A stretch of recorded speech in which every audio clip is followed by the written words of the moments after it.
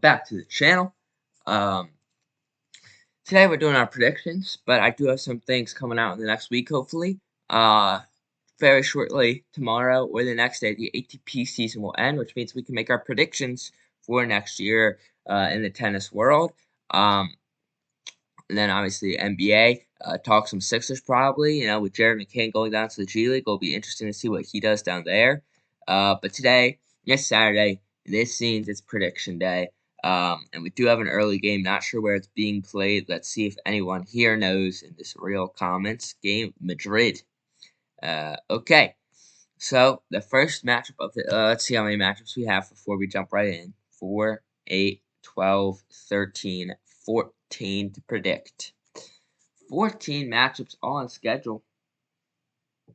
14 predictions on schedule. And here we go. Starting out with the first matchup of the day. Two teams with the same record, so it could be a close matchup, but they are not good teams. 9:30 a.m. morning football. We got not Jane Daniels. We got Marcus Mariota and the Commanders taking on Tua Tagovailoa and the Miami Dolphins. Now, while this would technically be a home game for the Dolphins, like I said, it's at 9:30 a.m., which obviously means we are overseas. We are in Madrid. And I think both these teams suck. Miami is the slight favorites coming off their absolutely massive win against the Buffalo Bills. They're 3-7 on the year, but when they faced Buffalo last week, they gave them the belt. They won by 17 points, 3-score game, not one score, not two score, but 3 scores there. As for the Commanders, they came off an absolute BTA as well, but they were the team that got crushed by 22 to the Lions, 44-22. My prediction for this game is pretty simple. In the last 5 games for the Commanders, they're 0-5. In the last 5 games for the Dolphins, they're 2-3, including a hot win. I expect the Dolphins to beat them, and I expect them to cover the 2.5-point spread. I think A-Chain will have a good game overseas. And I think maybe someone like Ollie Gordon or Nick Westbrook-Ikhine has a good game, because every time there's one of these London games, someone random who you wouldn't expect always does really nice. And then it's like, oh, the Spanish people probably think he's like the Ronaldo. I don't know. I don't think Ronaldo actually ever played in Spain. Uh, he might play. He might play in Bundesliga. Anyways, next matchup we transition to the 1 p.m. matchups. We got the 5-5 Carolina Panthers traveling to Atlanta to play the Falcons. Now for the Carolina Panthers, they are coming off of a loss to the worst team in football, in my opinion, the New Orleans Saints. That is a horrible, horrible loss. While for the Falcons, they are riding a overtime loss to Jonathan Taylor overseas. They may not have Drake London. I'm assuming he's going to play. For Carolina, they have everyone healthy. I think Bryce Young's still the starter. I don't know if they're going to bench him yet, because I feel like he's going to get benched eventually. And I'm going to take the Falcons to win this game. I just think the Panthers are not very good. I think they're okay, but I think the Falcons are much better. And I think the Falcons are really a better than 3-6 team. And I think that they will beat the Panthers overseas as the home team. The next matchup is this. Hold on. No, it's not. Okay. We have the 6-3 Tampa Bay Buccaneers. It's actually a good matchup. Traveling to Buffalo to play the 6-3 Buffalo Bills. Another one with an even record. That's 2 out of the 3 we've covered. Buffalo is favored by a touchdown, not 7-6. Just in case 6-7. Just in case you were wondering. Bucky Irving still out, still injured.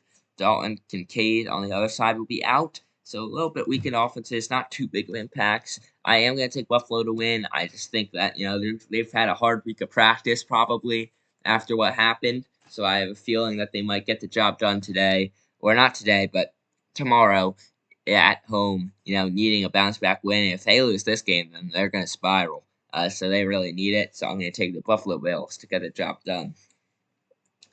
Next matchup, we got Trevor Lawrence and the 5-4 Jacksonville Jaguars hosting the Lightning Bolts, the Chargers, the Los Angeles, I think, Chargers, yeah. For the Chargers, we're looking pretty healthy. No Hampton. That's unfortunate. Did he even play last week? No, he hasn't played in a while. Wow. How did I not know this? He hasn't played since like way before Halloween. Brian Thomas Jr. expected to be healthy back this week. I'm actually not sure. Maybe they were off last week, or maybe he just didn't play. Yeah, he just didn't play. It looks like, which is not good. Yeah, I thought he missed some time, but he's expected to be back. Questionable still, but. And I am going to take an upset here. I'm going to take the Jacksonville Jaguars to upset the Los Angeles Chargers. And my reasoning for this, it's quite simple. It's because I just think they are going to have the home crowd to win. Los Angeles is favored by 3 points. I'm part of the 13% on Real Sports that thinks that the Jaguars will cover that spread. That's interesting. 5,000 for 736. You know it's bad when the team you pick, you can still see the exact number that have taken it instead of a shortened abbreviation. But moving on, I still think the Jaguars are going to win. I don't let the public voice my opinion. We all know where I'm going with this matchup. Still gotta say it. 6-3 Chicago Bears, 4-5 Vikings. If you've watched any of my videos, I say it every time the Bears play. I root for the Bears, unless they're playing the Eagles. So I'm gonna again take the Chicago Bears. I love Rome Odunze. I love Caleb Williams. They are technically the underdog, but not by much. It's 2.5 points. They're fully healthy. So are the Vikings. But the Vikings came off a tough loss to the Ravens last week, where I think J.J. McCarthy played like trash. Yeah, less than 50%, 2 interceptions, 54 rating. Not good at all. Caleb Williams, though, last week when they beat the Giants, had 220 passing yards and 83 rating, and a passing touchdown and a rushing touchdown as well. And he did not throw an interception. He did not do that because that would make him a bad quarterback. Because only bad quarterbacks throw interceptions. So Caleb Williams would never do that. We got 3 more 1 o'clock games to predict. This next one's pretty self-explanatory. I'll talk about it for a little bit, but there's not much to be talked about at the end of the day. Although I was right about this last week, sort of, half, maybe. We got the 2-8 New York Giants hosting the 5-3-1 Packers.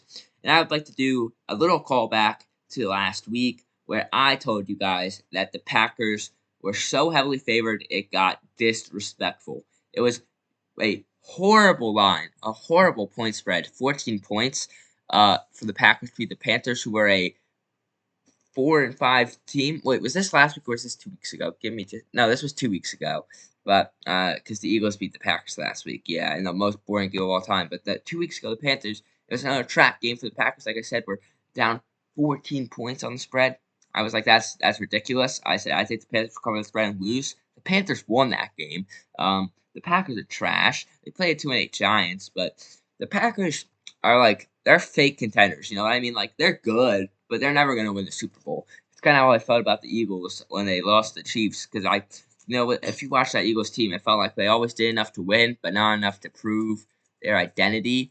And they ended up losing as the following year they just crushed every team. Or 2 years later, they crushed every team they played on the path to the Super Bowl and won.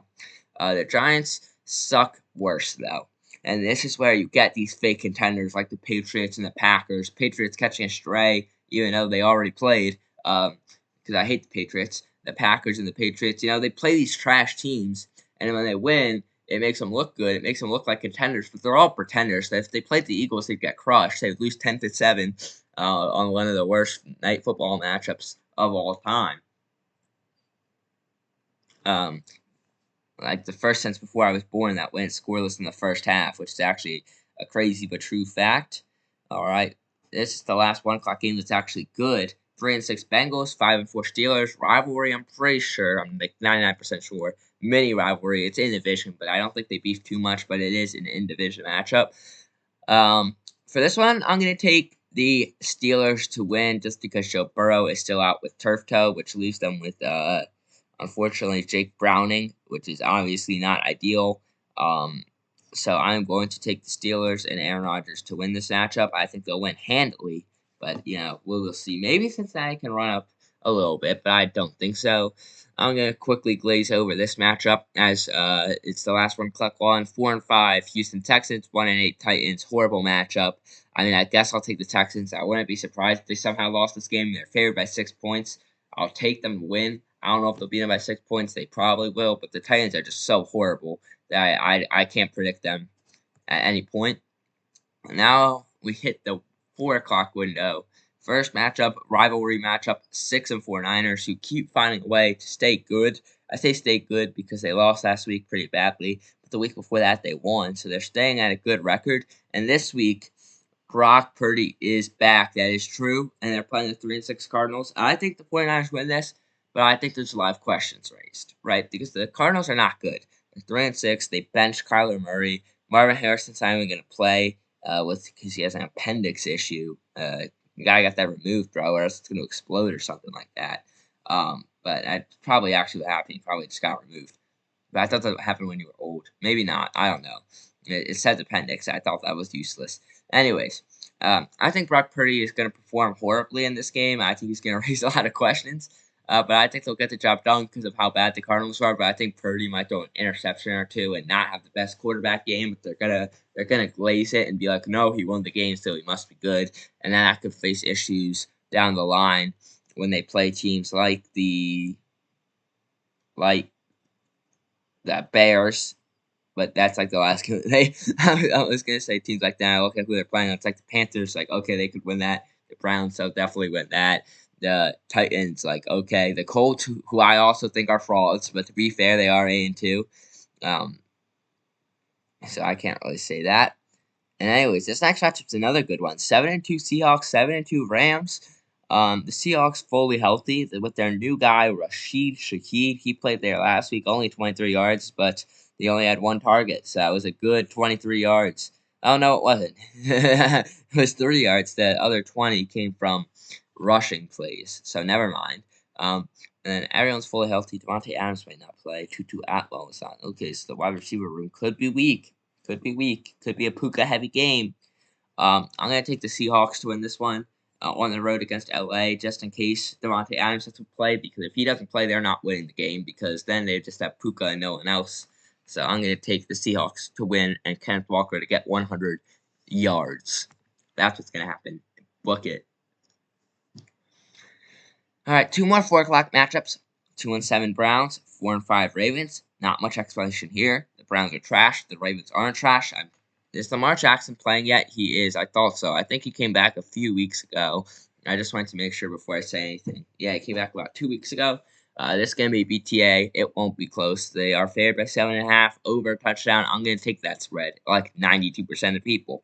Anyways, last matchup, 5-4 Chiefs, 8-2 Broncos. The Chiefs coming off the bye. The Chiefs, if you remember, started this year 0-2. But since then,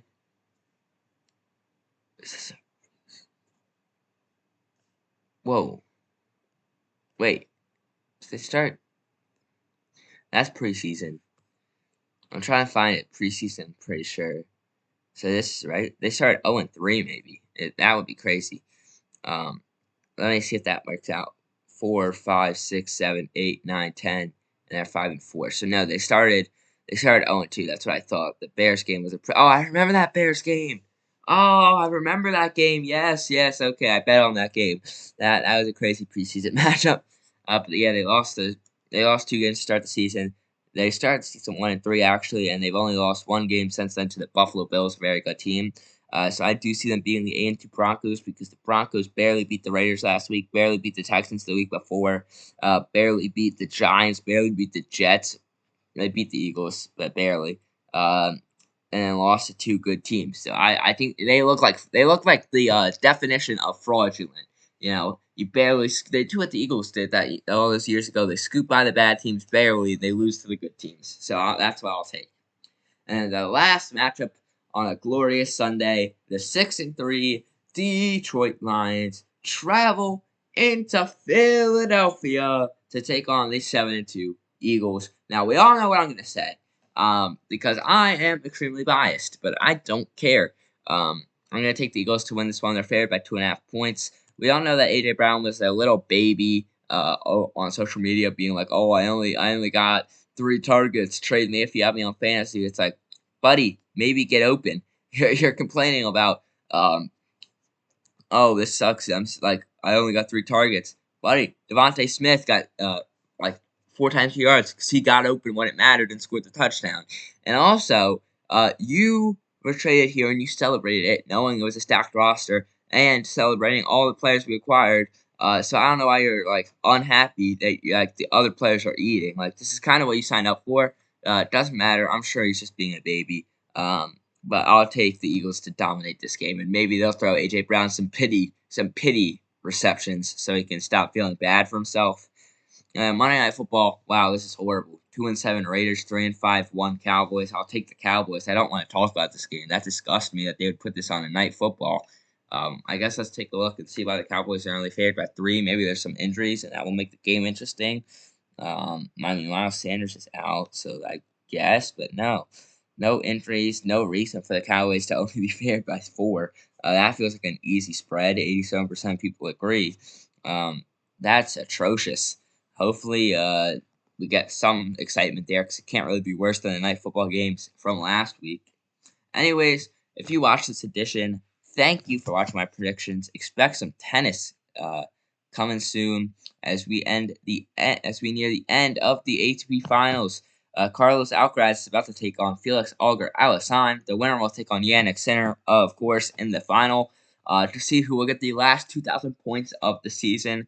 The matchup is not as exciting if Alcaraz wins, only because he's already secured the world number 1. So we already know who's the world number 1. It is Carlos Alcaraz at the end of the year. But anyways, this isn't a tennis podcast. This is a football one. So thank you for watching and goodbye.